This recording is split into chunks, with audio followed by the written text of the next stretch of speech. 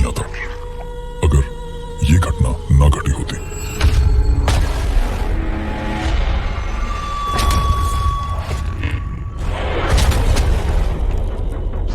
महाभारत का युद्ध समाप्त हो चुका था।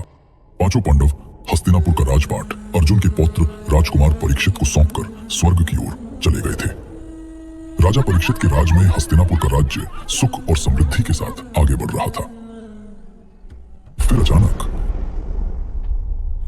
कुछ राक्षसों का आतंक पूरे हस्तिनापुर में फैलने लगा।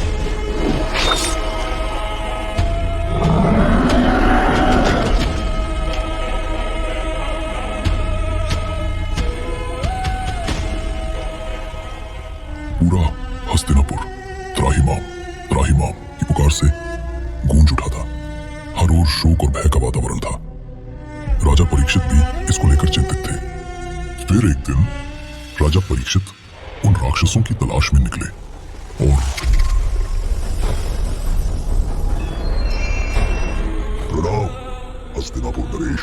कौन हो तुम जो मेरे नगर में रहकर मेरे ही लोगों को परेशान कर रहे हो?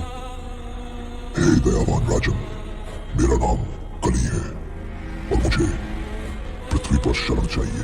बिल्कुल नहीं, तुम एक राक्षस हो। अगर मैंने तुम्हें आश्रय दिया तो पृथ्वी पर प्रलय आ जाएगा।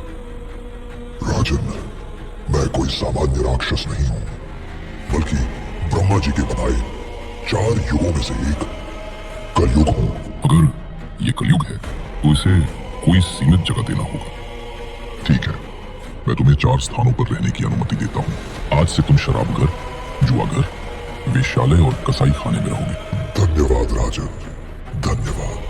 परंतु हे दयालु सम्राट, इन सब के अलावा मुझे एक चमकती चीज भी मिल जाती तो इस शरणार्थी पर अति कृपा हो जाती। तो बताओ, तुम्हें किस चमकदार वस्तु में शरण चाहिए? राजन, यदि मुझे स्वर्ण में भी निवास मिल जाता तो उत्तम रहता। ठीक है, आज से तुम्हारा निवास स्वर्ण में भी रहेगा। धन्यवाद राजन।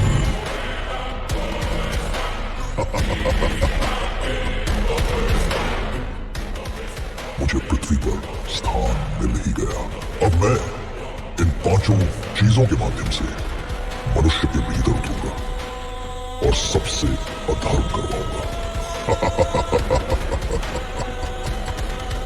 परंतु जब तक परीक्षित धर्म के मार्ग पर चल रहा है, मैं स्वयं इसको नहीं मार सकता। परंतु